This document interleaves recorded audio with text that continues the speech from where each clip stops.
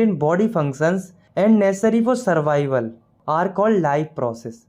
मतलब कि ऐसी प्रोसेस जो हमारी बॉडी के फंक्शंस को मेंटेन करती है और हमारे सर्वाइवल के लिए ज़रूरी होती है, उन्हें हम लाइफ प्रोसेस कहते हैं। तो हमारी बॉडी में 4 मेन लाइफ प्रोसेस होती हैं, जो कि है न्यूट्रिशन मतलब खाना बनाना, रेस्पिरेशन मतलब कि सांस लेना, ट्रांसपोर्टेशन मतलब बॉडी में सब्सटेंस का एक जगह से दूसरी जगह ट्रांसपोर्ट होना, और एक्सक्रेशन मतलब कि बॉडी से वेस्ट का बाहर निकलना। तो हमारे ये जो चैप्टर है वो इन्हीं चारों लाइफ प्रोसेस के आसपास घूमता है। तो चलिए एक एक करके हम इन सभी लाइफ प्रोसेस को अच्छी तरह से समझते हैं। तो शुरुआत करते हैं सबसे पहली लाइफ प्रोसेस से, जो कि है न्यूट्रिशन। तो nutrition is a process by which organism obtain nutrients from food and utilise them to obtain energy for their daily activities, building and repairing their tissues. मतलब न्यूट्रिशन एक ऐसी प्रोसेस होती है जिसमें ऑर्गेनिज्म फूड से energy obtain करते हैं अपनी डेली एक्टिविटीज़ के लिए, ताकि वो अपने टिश्यूज़ को बिल्ड और रिपेयर कर सकें। यहाँ पर एक टर्म है न्यूट्रिएंट्स।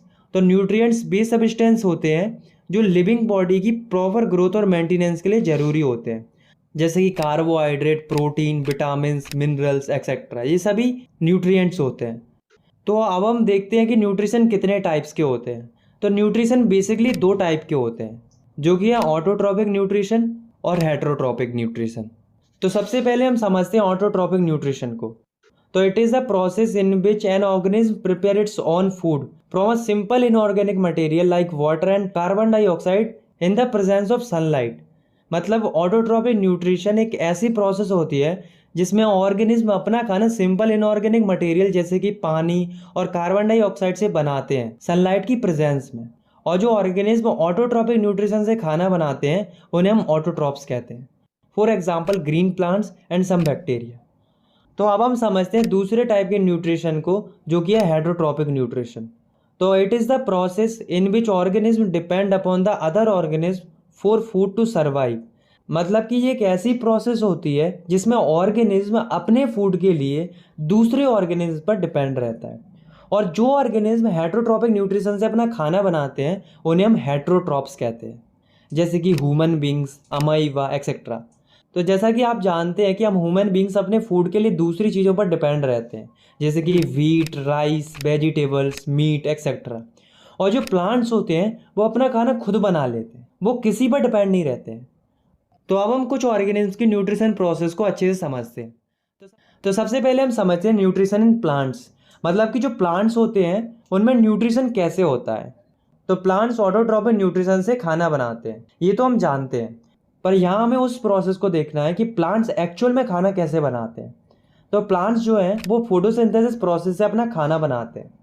तो the process in which green plants convert simple inorganic material carbon dioxide and water into complex organic food material glucose in the presence of chlorophyll and sunlight is called photosynthesis. मतलब ऐसी process जिसमें green plants simple inorganic material जैसे कि water and carbon dioxide को complex organic material glucose में convert कर देती है सनलाइट और क्लोरोफिल की प्रेजेंस में। तो इस प्रोसेस को हम फोटोसिंथेसिस कहते हैं। तो चलिए अब हम इसका फॉर्मूला देखते हैं। तो 6CO2 plus 6H2O gives C6H12O6 plus 6O2 in the presence of chlorophyll and sunlight। तो यहाँ पर आप देख सकते हो कार्बन डाइऑक्साइड और वाटर के 6 मॉलिक्यूल मिलकर ग्लूकोज बना रहे हैं और उसके साथ ऑक्सीजन के 6 मॉलिक्यूल्स रिलीज हो रहे हैं सनलाइट और क्लोरोफिल की प्रेजेंस में। तो अब हम देखते हैं कि जब फोटोसिंथेसिस प्रोसेस होती है तो हमें कौन कौन से इवेंट्स देखने को मिलते हैं। तो सबसे पहला जो इवेंट है वो है absorption of light energy by chlorophyll. तो फोटोसिंथेसिस में सबसे पहले जो लाइट एनर्जी जो कि सनलाइट से आ रही होती है वो क्लोरोफिल के द्वारा एब्जॉर्ब की जाती है। उसके बाद दूसरा जो इवेंट है वो है conversion of light energy into chemical energy and splitting of water in hydrogen and oxygen. तो जब लाइट एनर्जी क्लोरोफिल के द्वारा एब्जॉर्ब कर ली जाती है तो वह केमिकल एनर्जी में कन्वर्ट हो जाती है और जो वाटर मॉलिक्यूल्स हैं वो हाइड्रोजन और ऑक्सीजन में टूट जाते हैं। और तीसरा जो इवेंट है वो है reduction of carbon dioxide to carbohydrates. तो वाटर के स्प्लिट होने के बाद जो कार्बन डाइऑक्साइड है वो कार्बोहाइड्रेट में रिड्यूस हो जाती है। अब रिडक्शन क्या होता है ये तो हमने पहले चैप्टर में पढ़ लिया है। रिडक्शन का मतलब होता है ऑक्सीजन का रिमूव होना या फिर हाइड्रोजन का जुड़ना। तो यहाँ पर जो कार्बन डाइऑक्साइड है उसमें हाइड्रोजन ऐड हो रहा है और वो कार्बोहाइड्रेट फॉर्म कर रहा है। तो इन इवेंट्स को देखने के बाद आपको फोटोसिंथेसिस के इवेंट्स तो समझ में आ गए होंगे। तो अब हम एक इंपॉर्टेंट टर्म्स को समझते हैं जो कि क्लोरोप्लास्ट। तो these are the small organelles found in plant cell. It's content chlorophyll which absorb sunlight for photosynthesis.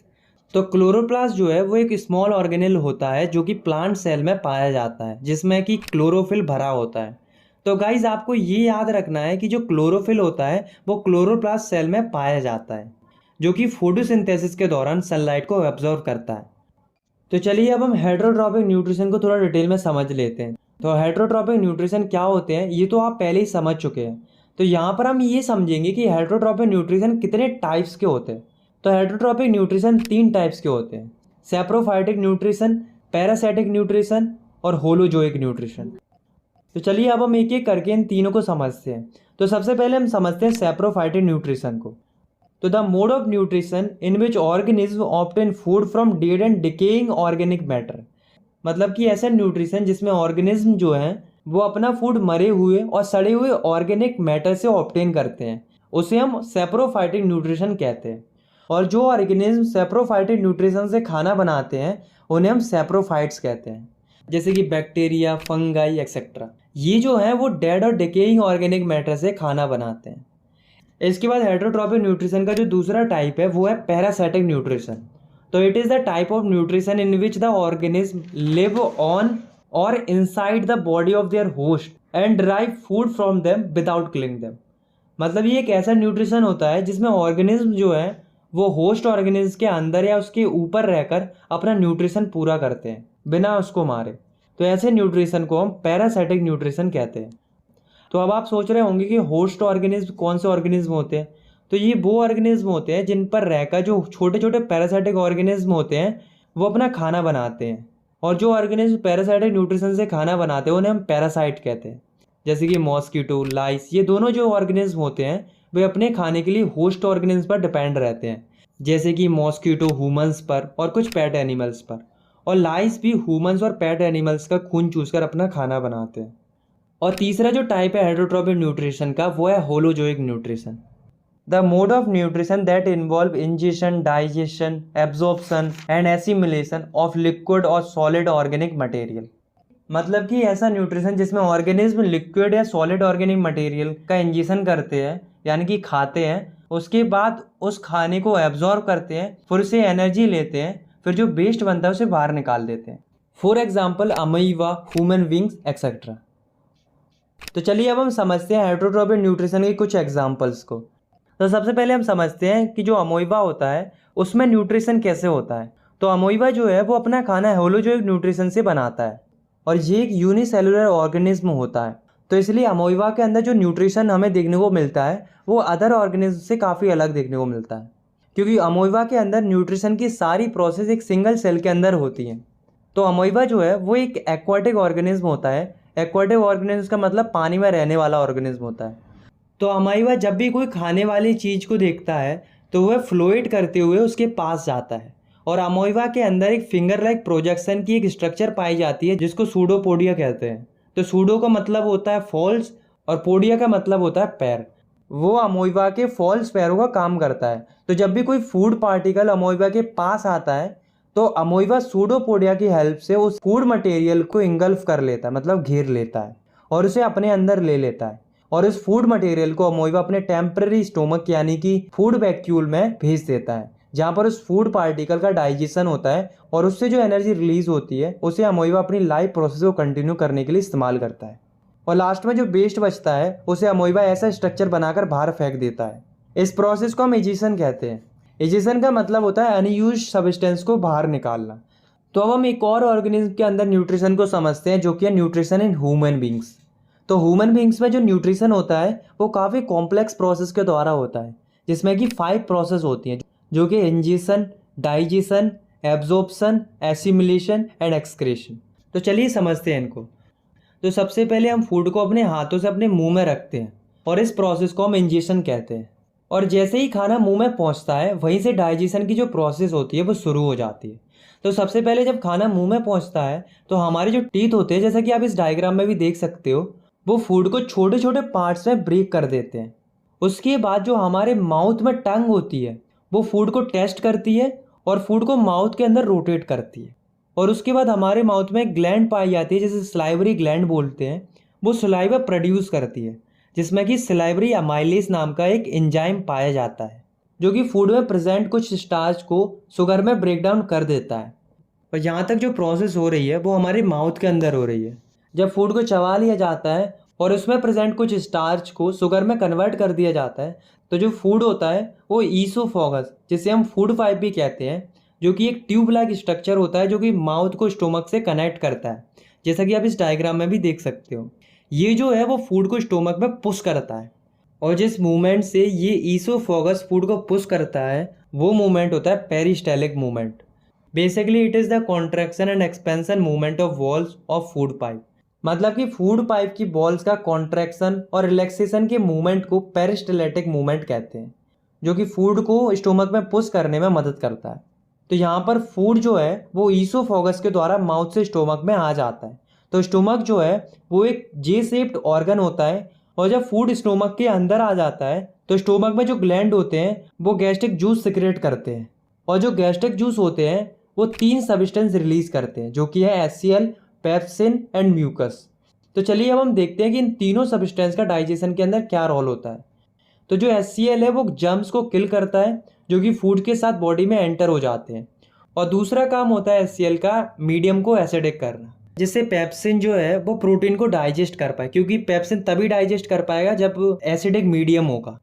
तो बेसिकली पेप्सिन भी एक एंजाइम होता है जो कि प्रोटीन को स्मॉलर मॉलिक्यूल्स में ब्रेक डाउन करता है। तीसरा जो जूस है वो है म्यूकस।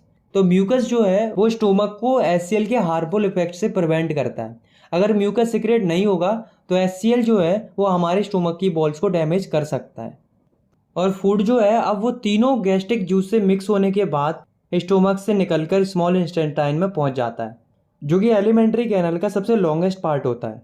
तो जब फूड स्मॉल इंटेस्टाइन में पहुंच जाता है, जो कि एलिमेंट्री कैनल का सबसे लॉन्गेस्ट पार्ट होता है, तो जब फूड स्मॉल इंटेस्टाइन में पहुंच जाता है तो स्मॉल इंटेस्टाइन में 2 चीज़ें रिसीव होती हैं। पहली है लीवर से वाइल और पैनक्रियास से पैनक्रियाटिक जूस। और ये जो वाइल है इसके अंदर 2 चीज़ें आती हैं, वाइल जूस और बाइल सॉल्ट। ये दोनों जो चीज़ें हैं वे गैल ब्लैडर में स्टोर रहती हैं। जो वाइल जूस होता है वो फूड को एल्कलाइन यानी कि बेसिक कर देता है, क्योंकि जब फूड स्टोमक से आता है तो वह एसिडिक होता है। और पैनक्रियाटिक जूस में एक एंजाइम होता है ट्रिप्सिन, जो कि सिर्फ बेसिक मीडियम में ही काम करता है। और जो बाइल सॉल्ट होता है वो बड़े बड़े फैट ग्लोब्यूल्स को छोटे छोटे ग्लोब्यूल्स में ब्रेक डाउन कर देता है और इस प्रोसेस को हम इमल्सिफिकेशन भी कहते हैं। फूड पर बाइल जूस और बाइल सॉल्ट के एक्शन के बाद जो पैनक्रियास जो है वो एक पैनक्रियाटिक जूस सिक्रेट करता है जिसमें 3 चीज़ें आती है, पैनक्रियाटिक अमाइलेज, ट्रिप्सिन और लिपेज। तो जो पैनक्रियाटिक अमाइलेज होता है वो बचे हुए कार्बोहाइड्रेट या स्टार्च को शुगर में ब्रेक डाउन कर देता है, क्योंकि कुछ स्टार्च तो मुंह में पहले ही डाइजेस्ट हो चुका था। और जो ट्रिप्सिन होता है वो प्रोटीन को अमीनो एसिड में ब्रेक डाउन कर देता है। और जो लिपेज होता है वो फैट को फैटी एसिड में और ग्लिसरॉल में कन्वर्ट कर देता है। और स्मॉल इंटेस्टाइन की जो बॉल्स होती हैं उसमें भी बहुत सारी वेरियस ग्लैंड्स प्रेजेंट होती हैं जो कि इंटेस्टाइनल जूस सिक्रेट करती हैं। और जो इंटेस्टाइनल जूस होता है उसमें भी वेरियस नंबर्स ऑफ एंजाइम्स पाए जाते हैं जो कि डाइजेशन को कंप्लीट करते हैं। तो डाइजेशन तो कंप्लीट हो गया। अब हम मूव करते हैं थर्ड प्रोसेस की ओर, जो कि है एब्जॉर्प्शन। तो एब्जॉर्प्शन की जो प्रोसेस होती है वो स्मॉल इंटेस्टाइन में शुरू होती है। तो जब फूड कंप्लीटली डाइजेस्ट हो जाता है तो वह वाटर सॉल्यूबल हो जाता है और काफ़ी छोटे छोटे पार्ट्स में ब्रेक हो जाता है। तब स्मॉल इंटेस्टाइन के अंदर जो बिलाई होती है, अब आप सोच रहे होंगे कि बिलाई क्या होती है। तो बिलाई जो है वो फिंगर लाइक प्रोजेक्शन होती है जो कि फूड के एब्जॉर्प्शन के लिए सरफेस एरिया को इंक्रीज करती है। तो बिलाई जो है वो फूड को एब्जॉर्ब करती है और उस एब्जॉर्ब फूड को ब्लड वेसल को सप्लाई कर देती है। तो एब्जॉर्प्शन के समझने के बाद अब हम समझते हैं चौथी प्रोसेस को, जो कि है एसिमिलेशन, मतलब कि एब्जॉर्ब फूड से एनर्जी लेना। तो जब फूड ब्लड वेसल्स में एब्जॉर्ब हो जाता है तो वह हमारी हर एक सेल तक पहुंचता है और जिससे सेल एनर्जी ऑब्टेन करते हैं। तो अब एक सवाल आता है कि क्या हम जितना खाना खाते हैं उस पूरे खाने को यूटिलाइज कर पाते हैं? तो इसका जवाब है बिल्कुल नहीं। तो फिर उस खाने का क्या होता है? तो जो वेस्ट पार्ट स्मॉल इंटेस्टाइन में बचता है जिसे हमारी बॉडी यूज नहीं कर पाती, वो वेस्ट पार्ट स्मॉल इंटेस्टाइन से लार्ज इंटेस्टाइन में आ जाता है, जहाँ पर जो लार्ज इंटेस्टाइन की जो बॉल्स होती हैं वो उस वेस्ट मटेरियल से काफ़ी वाटर एब्जॉर्ब कर लेती हैं और जो रेस्ट सॉलिड वेस्ट मटेरियल बचता है वो एनस के थ्रू बॉडी से बाहर निकल जाता है। तो इस तरह से जो ह्यूमन बींग्स होते हैं उनके अंदर न्यूट्रिशन कंप्लीट हो जाता है। तो चलिए अब हम समझते हैं दूसरे टाइप की लाइफ प्रोसेस को, जो कि है रेस्पिरेशन। तो हम लोग तो रेस्पिरेशन का मतलब केवल सांस लेना समझते हैं, पर एक्चुअली में रेस्पिरेशन सांस लेने के साथ साथ कुछ और भी होता है। तो आइए जानते हैं कि रेस्पिरेशन क्या होता है। तो सिंपली हम कह सकते हैं the process which break down food to release energy with the help of oxygen and respiratory enzyme is called respiration. It also involve breathing. ऐसी प्रोसेस जिसमें फूड का ब्रेकडाउन होता है ऑक्सीजन और रेस्पिरेटरी एंजाइम की प्रेजेंस में energy को release करने के लिए, और इसमें ब्रीथिंग भी शामिल होती है, क्योंकि जब हम सांस लेंगे तभी तो बॉडी के अंदर ऑक्सीजन आएगी। और जो फूड होता है वो मोस्टली ग्लूकोज में ब्रेक डाउन होता है, इसलिए रेस्पिरेशन में मोस्टली जो एनर्जी रिलीज होती है वो ग्लूकोज से होती है। तो आइए जानते हैं कि जो रेस्पिरेशन होता है वो कितने स्टेज में होता है। तो जो रेस्पिरेशन होता है वो 2 स्टेजेस में होता है, जो कि है एक्सटर्नल रेस्पिरेशन और इंटरनल रेस्पिरेशन। तो जो एक्सटर्नल रेस्पिरेशन होता है वो 2 स्टेप्स में कंप्लीट होता है। तो पहला स्टेप है ब्रीथिंग। तो ब्रीथिंग एक ऐसी प्रोसेस होती है जिसमें ऑर्गेनिज्म ऑक्सीजन को इनहेल करता है, मतलब अंदर लेता है, और कार्बन डाइऑक्साइड को एक्सहेल करता है, मतलब बाहर निकालता है। और एक्सटर्नल रेस्पिरेशन में दूसरा जो स्टेप होता है वो है गैसेज एक्सचेंज। तो इस स्टेप में ऑक्सीजन जो है वो लंग्स से ब्लड में डिफ्यूज हो जाती है, मतलब कि ऑक्सीजन लंग्स से ब्लड में पहुंच जाती है, और जो कार्बन डाइऑक्साइड होती है वो ब्लड से लंग्स में डिफ्यूज हो जाती है। और जो प्लांट्स होते हैं उनके अंदर गैसेज एक्सचेंज स्टोमेटा की हेल्प से होता है, जो कि लीव्स के ऊपर प्रेजेंट रहती है। तो अब हम देखते हैं रेस्पिरेशन की दूसरी स्टेज को, जो कि है इंटरनल रेस्पिरेशन। तो इसके अंदर गैसेज का एक्सचेंज आर्टेरियल ब्लड और बॉडी सेल्स के बीच में होता है। अब हम देखते हैं कि जो रेस्पिरेशन होता है वो कितने टाइप्स का होता है। तो रेस्पिरेशन 2 टाइप का होता है, एरोबिक रेस्पिरेशन और एनएरोबिक रेस्पिरेशन। तो पहले हम समझते हैं एरोबिक रेस्पिरेशन को। तो it is the complete breakdown of food in the presence of oxygen. It release large amount of energy in the form of ATP molecules. मतलब ऐसी प्रोसेस जिसमें फूड का कंप्लीट ब्रेकडाउन होता है ऑक्सीजन की presence में, और इस प्रोसेस में काफी ज्यादा अमाउंट में एनर्जी निकलती है एटीपी मॉलिक्यूल्स की फॉर्म में। For example human beings, plants etcetera. तो यहाँ पर एक टर्म आया है एटीपी। तो चलिए समझते हैं कि एटीपी क्या होती है। तो एटीपी का मतलब होता है एडेनोसाइन ट्राइफॉस्फेट। ये जो है वो एनर्जी की करेंसी होती है। हर एक सेल की जो एनर्जी रिलीज होती है रेस्पिरेशन में वो एटीपी के मॉलिक्यूल बनने के लिए होती है। तो अब हम एरोबिक रेस्पिरेशन की इक्वेशन को समराइज करके देखते हैं। तो एरोबिक रेस्पिरेशन की जो प्रोसेस होती है वो साइटोप्लाज्म में स्टार्ट होती है और माइटोकॉन्ड्रिया तक चलती है। तो अब आप इस रिएक्शन को देखिए।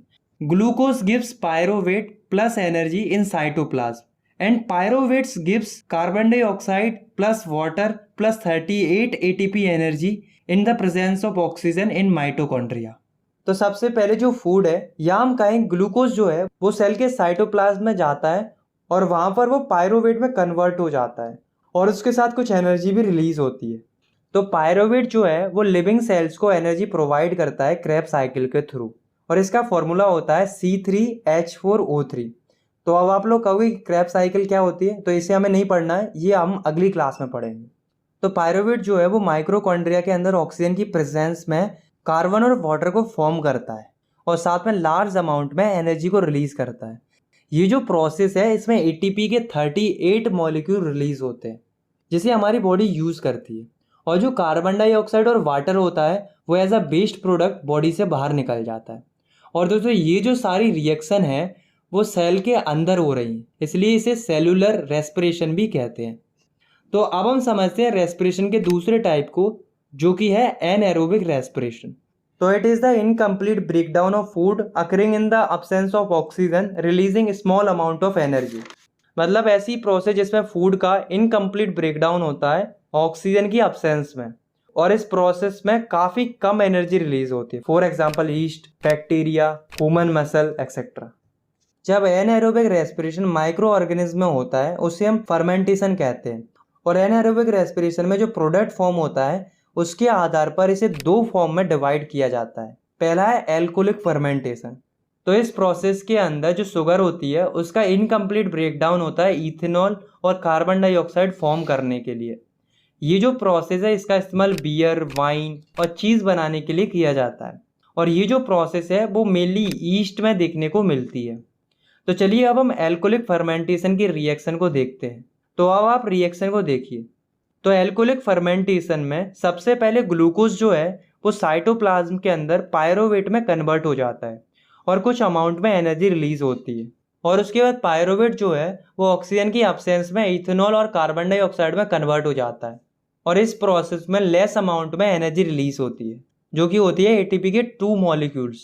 तो आप यहाँ पर देख सकते हो कि जो एनारोबिक रेस्पिरेशन होता है उसमें एरोबिक रेस्पिरेशन के कंपैरिजन में काफ़ी कम एनर्जी रिलीज होती है। और एनारोबिक रेस्पिरेशन का दूसरा जो फॉर्म है वो है लैक्टिक एसिड फर्मेंटेशन। तो लैक्टिक एसिड फर्मेंटेशन के अंदर शुगर जो है वो लैक्टिक एसिड और एनर्जी के अंदर ब्रेक डाउन हो जाती है ऑक्सीजन की कमी में। For example some bacteria who turns milk into curds, मतलब कि ऐसे बैक्टीरिया जो कि दूध को दही में जमा देते हैं। तो दोस्तों आपने कई बार नोटिस किया होगा कि जब भी हम लंबे समय तक हैवी फिजिकल एक्सरसाइज करते हैं तो हमारी मसल्स में पेन होने लगता है। तो ऐसा इसलिए होता है क्योंकि हमारे मसल्स में जो ग्लूकोज होता है वो लैक्टिक एसिड में कन्वर्ट हो जाता है। तो आइए अब हम इस रिएक्शन को देखते हैं। तो लैक्टिक एसिड फॉर्मेशन में सबसे पहले जो ग्लूकोज होता है वो पायरोवेट में चेंज हो जाता है और कुछ अमाउंट में एनर्जी भी निकलती है। पायरोवेट फॉर्म होने के बाद जो मसल सेल्स होते हैं उनमें कम ऑक्सीजन होने के कारण लैक्टिक एसिड फॉर्म हो जाता है और लेस अमाउंट में एनर्जी रिलीज होती है, जो कि होती है 2 ATP। तो अब हम कुछ ऑर्गेनिज्म के अंदर रेस्पिरेशन की जो प्रोसेस होती है उसे हम समझते हैं। तो सबसे पहले हम समझते हैं रेस्पिरेशन इन प्लांट्स। तो अभी तक हमने जो भी पढ़ा है उससे आपको ये तो पता चल चुका होगा कि प्लांट्स जो हैं वो फोटोसिंथेसिस से अपना खाना बनाते हैं और ऑक्सीजन रिलीज करते हैं। ऐसा नहीं है, प्लांट्स जो है वो सांस भी लेते हैं और एनर्जी भी रिलीज करते हैं। तो जो प्लांट्स होते हैं वो रेस्पिरेशन 2 फेजेस में करते हैं, जिसमें से पहला फेज है ब्रीथिंग या गैसेज एक्सचेंज और दूसरा फेज है रिलीज ऑफ एनर्जी। तो जो प्लांट्स होते हैं उसके 3 पार्ट्स में गैसेज का एक्सचेंज होता है और वो 3 पार्ट्स हैं लीव्स, स्टेम और रूट्स। तो प्लांट्स की जो लीव्स होती हैं उनमें टिनी पोर्स पाए जाते हैं जिन्हें हम स्टोमेटा कहते हैं, जैसा कि आप इस इमेज में भी देख सकते हो। और इनके आसपास गार्ड सेल पाए जाते हैं जो कि स्टोमेटा की ओपनिंग और क्लोजिंग को रेगुलेट करते हैं। और जो स्टोमेटा होता है वो सभी लीव्स में पाया जाता है जो कि गैसेस को एक्सचेंज करता है। इसी के साथ जो प्लांट्स की स्टेम होती है उसमें भी छोटे छोटे लेंटिकल्स पाए जाते हैं जो कि गैसेस को एक्सचेंज करते हैं। और प्लांट्स की जो रूट्स होती हैं उनमें भी रूट्स हेयर प्रेजेंट्स होते हैं जो कि डिफ्यूजन की प्रोसेस से गैसेस का एक्सचेंज करते हैं। तो ये थे टोटल 3 तरीके प्लांट्स में गैसेस एक्सचेंज के, या हम कह सकते हैं ब्रीथिंग के।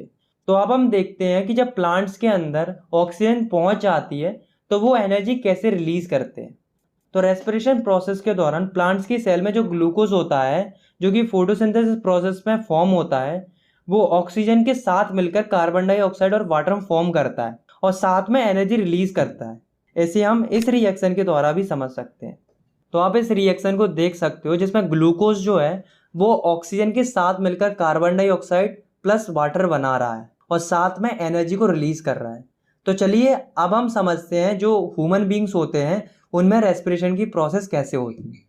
तो जो ह्यूमन बींग्स होते हैं उनमें रेस्पिरेशन की जो प्रोसेस होती है वो काफ़ी कॉम्प्लेक्स होती है और ये जो है वो ह्यूमन रेस्पिरेटरी सिस्टम के द्वारा कंप्लीट होती है।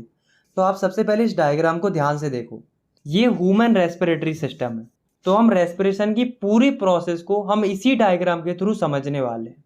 तो सबसे पहले एयर जो है वो हमारे नॉस्ट्रिल से एंटर करती है और जब एयर हमारे नॉस्ट्रिल में एंटर करती है तो नॉस्ट्रिल जो है वो एयर को फिल्टर करता है और डस्ट पार्टिकल को लंग्स में पहुंचने से रोकता है। उसके बाद एयर जो है वो हमारे फेरिंग्स और लैरिंग्स की हेल्प से ट्रैकिया में पहुंच जाती है, जिसे हम विंड पाइप भी कहते हैं। ट्रैकिया जो है वो एयर को लंग्स तक पहुंचाता है। तो लंग्स के 3 मेन पार्ट्स होते हैं, ब्रोंकाई, ब्रोंकियोल्स एंड एल्बुलाई। तो ट्रैकिया जो है वो एयर को ब्रोंकाई तक पहुंचाता है, उसके बाद एयर ब्रोंकियोल्स में पहुंचती है और उसके बाद एयर फाइनली एल्बुलाई में पहुंच जाती है। तो यहाँ तक जो प्रोसेस आपने देखी, इस प्रोसेस को हम कहते हैं इनहेलेशन ऑफ एयर, मतलब कि एयर को अंदर लेना। तो जब एयर एल्बुलाई के अंदर पहुंच जाती है तो हमारी चेस्ट कैविटी एयर से फिल हो जाती है और हमारी जो चेस्ट कैविटी है वो एक्सपेंड हो जाती है, मतलब कि चौड़ी हो जाती है, जैसा कि हम महसूस भी करते हैं जब हम सांस अंदर लेते हैं। तो हमारी चेस्ट एक्सपेंड हो जाती है, यानी कि बड़ी हो जाती है। अब हम देखते हैं कि जब इनहेलेशन हो जाता है तो उसके बाद एयर का एल्बुलाई के अंदर क्या होता है। तो एल्वुलाई जो होती है वो रेस्पिरेशन में गैसेज एक्सचेंज की साइट होती है। तो इनहेलेशन के बाद दूसरी जो प्रोसेस होती है वो होती है एक्सचेंज ऑफ गैसेज, जो कि एल्वुलाई में होती है। तो गैसेज के एक्सचेंज को समझने के लिए हमें एल्वुलाई के डायग्राम को देखना पड़ेगा। तो एल्वुलाई जो है वो एक बैलून लाइक स्ट्रक्चर होती है जो कि गैसेज के एक्सचेंज के लिए सरफेस प्रोवाइड करती है। और जो एल्वुलाई की वॉल्स होती हैं वो ब्लड वेसल से कनेक्ट रहती हैं, जैसा कि आप इस डायग्राम में भी देख सकते हो। तो अब आप समझो कि जो एल्वुलाई है उसके अंदर जो गैस है वो है ऑक्सीजन, और ब्लड वेसल्स जो कि एल्वुलाई से कनेक्ट हैं उसमें ब्लड्स के साथ साथ कौन सी गैस फ्लो हो रही है, CO2। तो जो एल्वुलाई की जो वॉल्स होती हैं वो काफ़ी थिन होती हैं। तो एल्वुलाई की जो वॉल्स हैं उसके द्वारा जो ऑक्सीजन है वो ब्लड में डिफ्यूज हो जाती है, और ब्लड में से जो कार्बन डाइऑक्साइड होती है वो एल्वुलाई में पहुंच जाती है। तो यहाँ पर जो है हमारी एल्वुलाई के अंदर गैसेस का एक्सचेंज हो चुका है। तो अब सवाल ये आता है कि जब ऑक्सीजन ब्लड में पहुंच जाती है तो ऑक्सीजन का क्या होता है। तो जब ऑक्सीजन ब्लड में पहुंच जाती है तो वह हीमोग्लोबिन से जुड़कर एक ऑक्सी हीमोग्लोबिन नाम का एक पिगमेंट बना लेती है, जिसके बाद ब्लड इनको डिफरेंट सेल्स और टिश्यूज तक लेकर जाता है। और जो हीमोग्लोबिन होता है वो रेड कलर का पिगमेंट होता है जो कि ब्लड में पाया जाता है, जो कि ऑक्सीजन को हर एक सेल्स और टिश्यूज के अंदर लेकर जाता है। तो इसके आगे जो प्रोसेस होती है वो हम ट्रांसपोर्टेशन में पढ़ेंगे। तो अब हम वापस एल्वुलाई की तरफ चलते हैं और ये देखते हैं कि जो कार्बन डाइऑक्साइड एल्वुलाई में है वो बॉडी से बाहर कैसे निकलती है। तो जब ऑक्सीजन बॉडी में एंटर हो जाती है तो CO2 जो है वो एल्वुलाई से ट्रैकिया में पहुंच जाती है, और उसके बाद CO2 जो है वो नॉस्ट्रिल के द्वारा बाहर निकल जाती है, और इस प्रोसेस को हम एक्सहेलेशन कहते हैं। और जब CO2 बॉडी से बाहर निकलती है तो जो हमारी चेस्ट कैविटी होती है वो कॉन्ट्रैक्ट हो जाती है, मतलब कि सिकुड़ जाती है। तो अभी जो आपने 3 प्रोसेस देखी, inhalation, exchange of gases and exhalation, ये हमारी बॉडी के अंदर बहुत ही जल्दी जल्दी चलती है, और ये तीनों मिलकर ह्यूमंस के अंदर। तो अब हम समझते हैं तीसरी लाइफ प्रोसेस को, जो कि है ट्रांसपोर्टेशन। तो ट्रांसपोर्टेशन का मतलब होता है किसी भी सब्सटेंस का एक जगह से दूसरी जगह मूवमेंट होना। तो जब रेस्पिरेशन की प्रोसेस होती है तो कुछ यूजफुल और कुछ वेस्ट प्रोडक्ट फॉर्म होते हैं। तो जो यूजफुल प्रोडक्ट होते हैं उन्हें बॉडी के हर एक सेल में ट्रांसपोर्ट होने की ज़रूरत पड़ती है। तो चलिए अब हम देखते हैं कि जो ऑर्गेनिज्म होते हैं उनमें ट्रांसपोर्टेशन की प्रोसेस किस प्रकार से होती है। तो सबसे पहले हम समझते हैं ट्रांसपोर्टेशन इन ह्यूमंस, मतलब जो ह्यूमन बींग्स होते हैं उनमें सब्सटेंस कैसे ट्रांसपोर्ट होते हैं। तो जो ह्यूमन बींग्स होते हैं उनमें ट्रांसपोर्टेशन 2 सिस्टम से होता है, जिसमें से पहला है ब्लड और दूसरा है लिम्फ, जिसे हम टिश्यू फ्लूइड भी कहते हैं। तो सबसे पहले हम समझते हैं ब्लड के बारे में कि जो ब्लड है इसमें होता क्या है, ये कौन कौन सी चीज़ों से मिलकर बना होता है। या सिंपली हम कह सकते हैं, हम पढ़ने वाले हैं कंपोनेंट्स ऑफ ब्लड, कि ब्लड जो है वो बेसिकली किन किन कंपोनेंट्स से मिलकर बना होता है। तो ब्लड मेनली 4 कंपोनेंट से मिलकर बना होता है, plasma, RBC, WBC and platelets. तो अब हम इन चारों कंपोनेंट्स को अच्छे से समझ लेते हैं। तो हम स्टार्ट करते हैं प्लाज्मा से। तो प्लाज्मा जो है वो स्ट्रॉ कलर्ड फ्लूइड होता है। स्ट्रॉ कलर मतलब येलोइश कलर, जैसा कि आप इस डायग्राम में भी देख सकते हो, जिसमें 90 से लेके 92% वाटर होता है और 6 to 8% प्रोटीन होता है, और इसके साथ साथ इसके अंदर मिनरल्स, विटामिन भी पाए जाते हैं। और जितने बचे हुए कंपोनेंट्स हैं जैसे कि RBC, WBC, प्लेटलेट्स, वो सब प्लाज्मा में डिसॉल्व रहते हैं।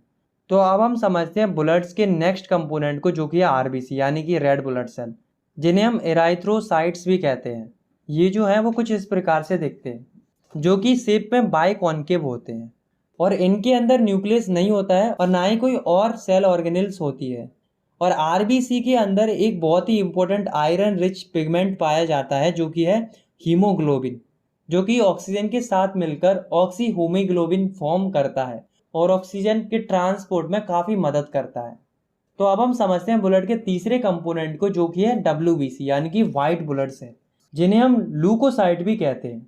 ये जो हैं वो फेगोसाइटिक सेल होते हैं, जो कि बॉडी की हेल्प करते हैं इन्फेक्शन से फाइट करने में, और ये बॉडी को प्रोटेक्ट करते हैं हार्मफुल फॉरेन मटेरियल से। तो अब हम देखते हैं ब्लड के चौथे कंपोनेंट को, जो कि है प्लेटलेट्स, जिन्हें हम थ्रोम्बोसाइट भी कहते हैं। इनका जो फंक्शन होता है वो है क्लोटिंग ऑफ ब्लड, मतलब कि खून का थक्का जमना। आपने नोटिस किया होगा कि जब हमारे चोट लग जाती है या फिर छोटा मोटा कट लग जाता है तो उस जगह से खून निकलने लगता है, लेकिन जो ब्लड निकलता है वो कुछ टाइम बाद अपने आप ही निकलना बंद हो जाता है। ऐसा इसलिए होता है क्योंकि ब्लड में जो प्लेटलेट्स होती हैं वो क्लॉट फॉर्म कर लेती हैं, जिससे ब्लड फ्लो होना बंद हो जाता है। तो ब्लड के बारे में तो हमने समझ लिया और ये भी जान लिया कि ब्लड बॉडी में फ्लो होता है, लेकिन ब्लड जो है वो बॉडी में अपने आप ही तो फ्लो नहीं होता होगा ना।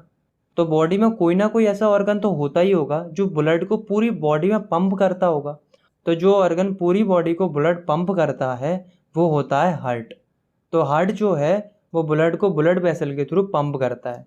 तो चलिए अब हम हार्ट के बारे में अच्छे से समझ लेते हैं। तो हार्ट जो है वो एक मस्कुलर ऑर्गन होता है जो कि कार्डियक मसल से बना होता है। कार्डियक मसल जो है वो स्पेशल मसल्स होती हैं जो कि सिर्फ हार्ट में पाई जाती हैं, और हार्ट जो है वो चेस्ट कैविटी में लोकेटेड रहता है।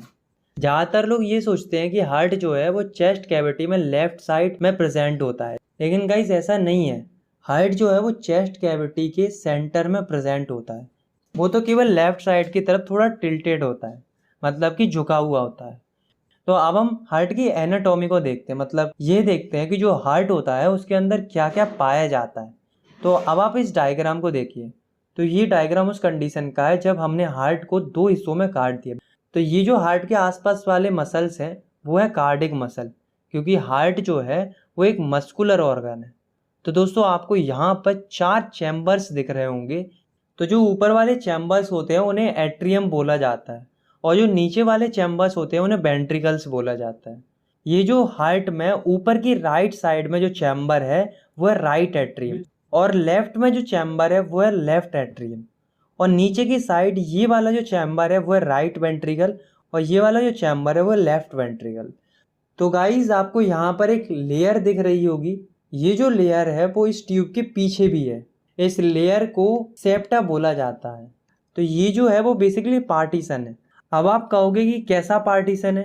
तो ये जो है वो है राइट एट्रियम और ये है राइट वेंट्रिकल। तो ये हो गया हार्ट का राइट पोर्शन, और ये है लेफ्ट एट्रियम और ये लेफ्ट वेंट्रिकल। तो ये हो गया हार्ट का लेफ्ट पोर्शन। तो जो सेप्टल लेयर होती है वो राइट पोर्शन और लेफ्ट पोर्शन के बीच में लेयर होती है, जो कि राइट पोर्शन के मटेरियल को लेफ्ट में जाने से और लेफ्ट पोर्शन के मटेरियल को राइट में जाने से रोकती है। तो गाइस यहाँ पर जो आपको चीज़ दिख रही है वो है वाल्व। तो वाल्व क्या होती है? तो वाल्व एक ऐसी चीज़ होती है जो किसी भी लिक्विड को वन वे फ्लो अलाउ करती है। जैसे कि मान लो राइट एट्रियम में कोई फ्लूइड है तो वो वेल्व की मदद से राइट वेंट्रिकल में आ जाता है, लेकिन वो दोबारा ऊपर राइट एट्रियम में नहीं जा पाता है। तो हार्ट जो होता है उसमें टोटल 4 वेल्व होते हैं, और ये सब जो है वो वन वे फ्लो को अलाउ करते हैं। तो चारों वाल्व इस जगह पर होते हैं जो कि ब्लड के बैक फ्लो को रोकते हैं। ये जो आपको दिख रही है वो है पल्मोनरी आर्टरी, जो कि इम्प्योर ब्लड को फ्लो करती है, और ये है पल्मोनरी वीन जो कि प्योर ब्लड को ट्रांसपोर्ट करती है। और हमारा जो हार्ट होता है उसके चारों तरफ एक लेयर होती है जिसे हम पेरिकार्डियम कहते हैं, जो कि हार्ट को प्रोटेक्ट करती है और उसे शेप देती है। तो अब हम देखते हैं कि जो हमारा हार्ट है वो काम कैसे करता है। सबसे पहले जो डीऑक्सीजनेटेड ब्लड होता है वो बॉडी से हार्ट के राइट एट्रियम में आता है। डीऑक्सीजनेटेड ब्लड यानी कि वो ब्लड जो कार्बन डाइऑक्साइड को कैरी करता है, और ये ब्लड बीन्स में फ्लो होता है। राइट एट्रियम में ब्लड आने के बाद जो वाल्व होती है वो ओपन हो जाती है और हार्ट एक्सपेंड हो जाता है और ब्लड राइट वेंट्रिकल में पहुंच जाता है। राइट वेंट्रिकल में ब्लड के पहुंचने के बाद जो वाल्व होती है वो बंद हो जाती है और हार्ट फिर से कॉन्ट्रैक्ट होने लगता है, जिससे जो राइट वेंट्रिकल है वो ब्लड को पल्मोनरी आर्टरी के थ्रू लंग्स तक पहुंचा देते हैं। लंग्स में ब्लड से कार्बन डाइऑक्साइड रिमूव हो जाती है और उसमें ऑक्सीजन ऐड हो जाती है। तो जो डीऑक्सीजनेटेड ब्लड लंग्स में पहुंचा था वो अब ऑक्सीजनेटेड हो जाता है। उसके बाद जो ऑक्सीजनेटेड ब्लड होता है वो लेफ्ट एट्रियम में लाया जाता है पल्मोनरी वीन के थ्रू। लेफ्ट एट्रियम में ब्लड के आने के बाद वह वाल्व के थ्रू लेफ्ट वेंट्रिकल में आ जाता है। उसके बाद उस ब्लड को सभी बॉडी पार्ट्स में पंप कर दिया जाता है अरोटा के थ्रू। तो यहाँ पर आपने देखा कि जो ब्लड होता है वो हार्ट में 2 बार सर्कुलेट होता है। तो ब्लड की हार्ट में 2 बार सर्कुलेशन की प्रोसेस को हम कहते हैं डबल सर्कुलेशन। तो चलिए इसे हम डायग्राम की हेल्प से समझते हैं।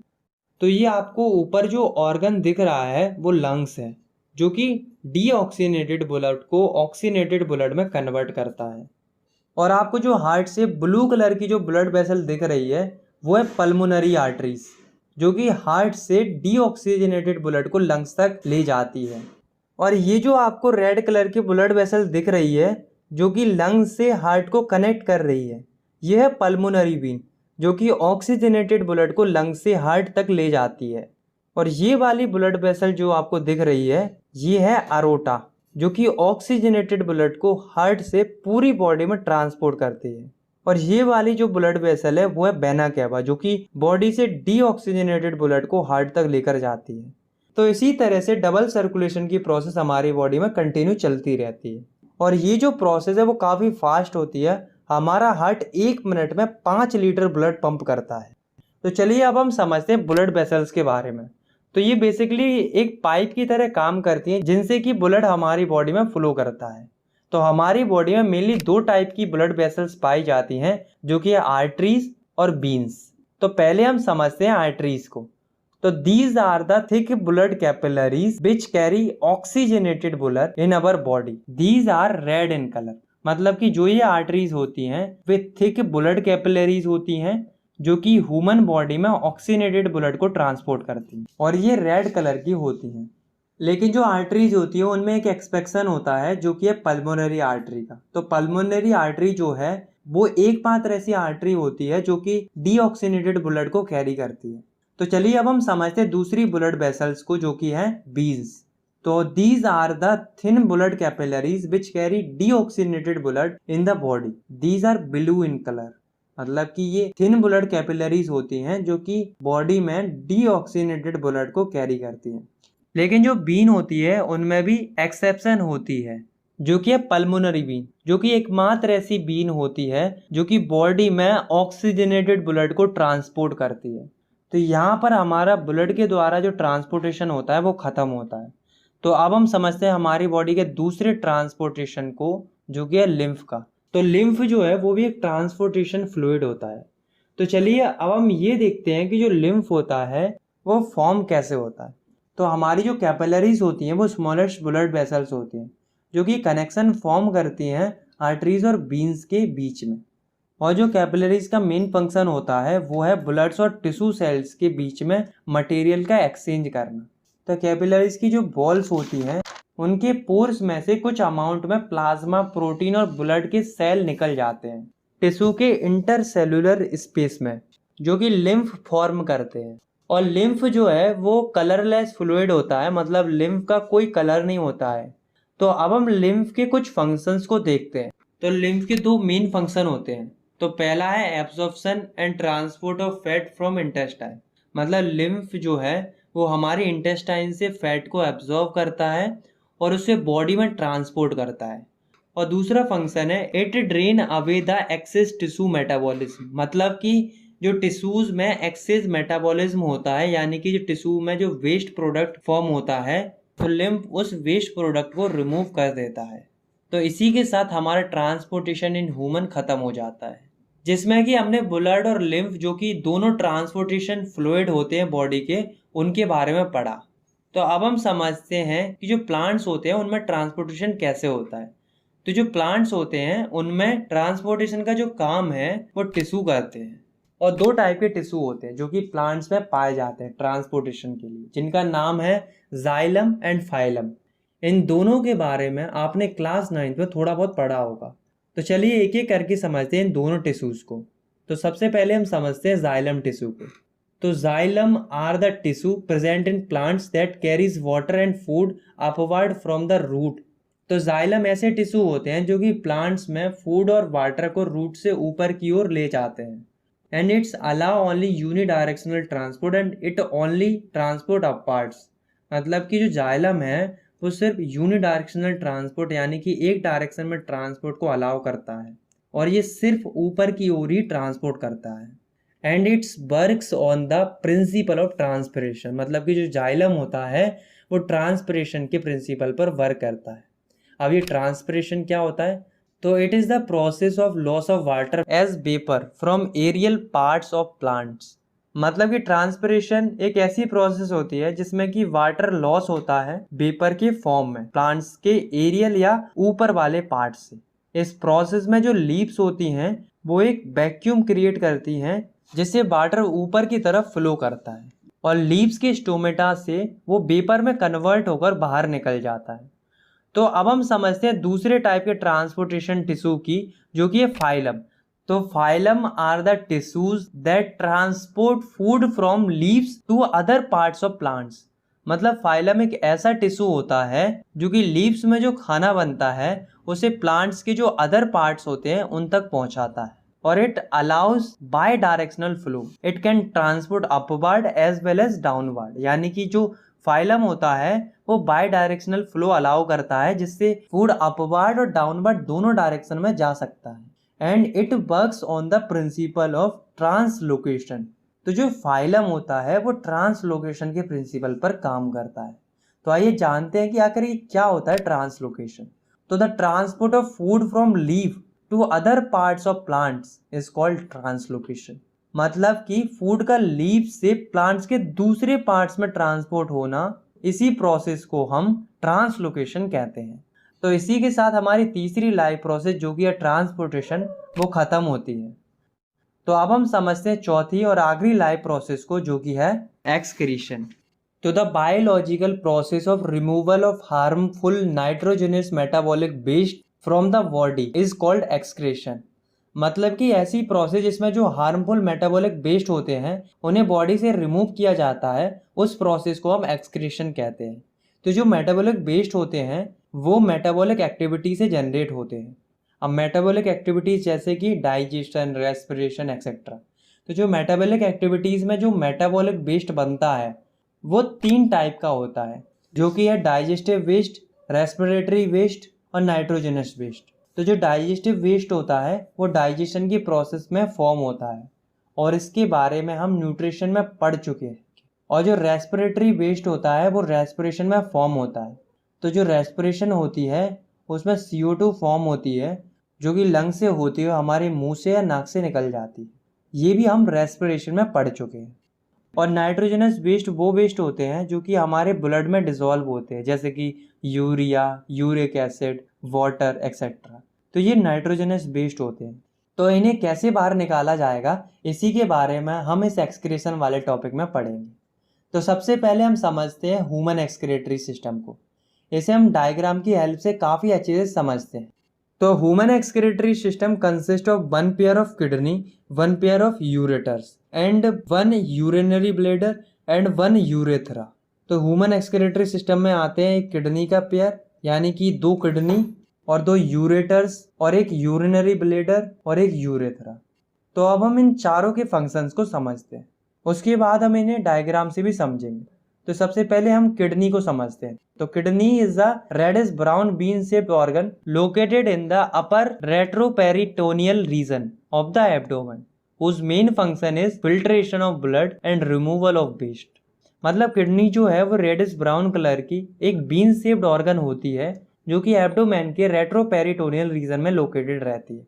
रेट्रोपेरिटोनियल रीजन का मतलब कि एब्डोमेन के पीछे वाला एनाटॉमिकल स्पेस।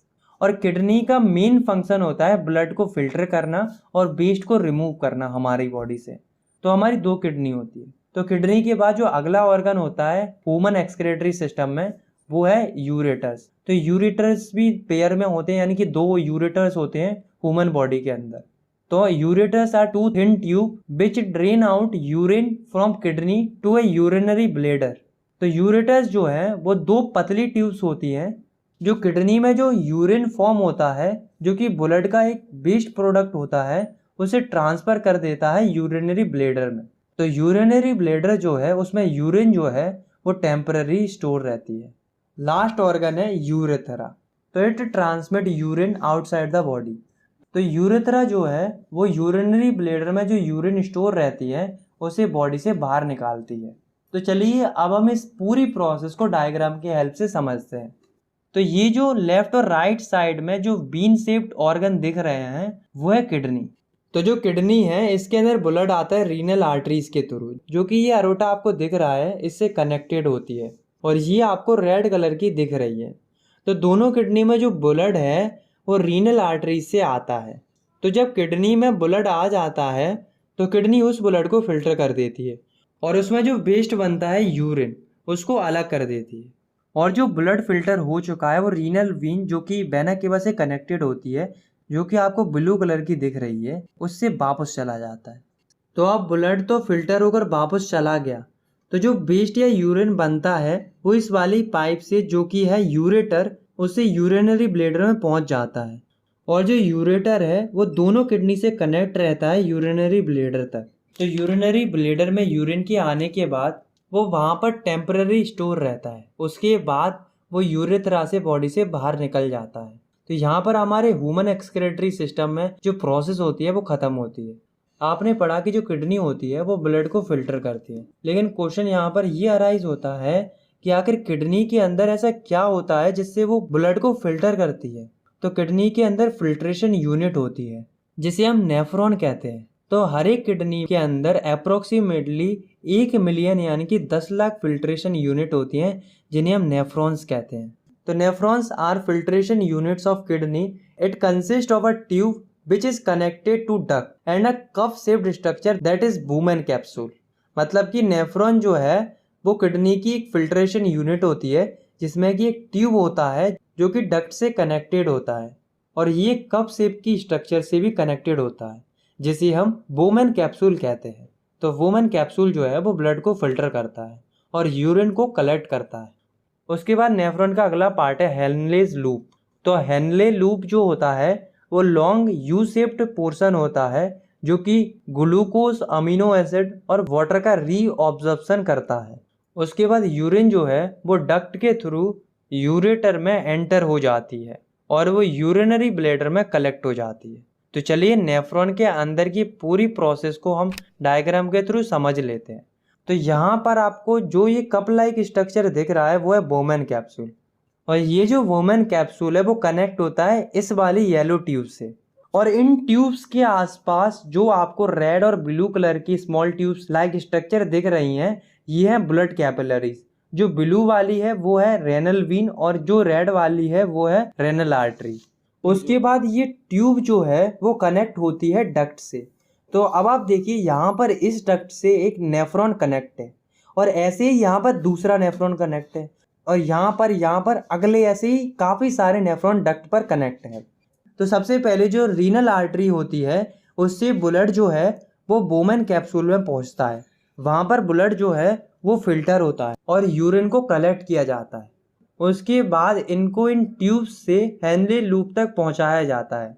हेनले लूप के अंदर जो बोमैन कैप्सूल में ब्लड फिल्टर हुआ है उससे ग्लूकोज और अमीनो एसिड और जो यूरिन है उससे वाटर रीएब्जॉर्ब होता है और जो बचा हुआ जो वेस्ट होता है वो इस ट्यूब से डक्ट में आ जाता है।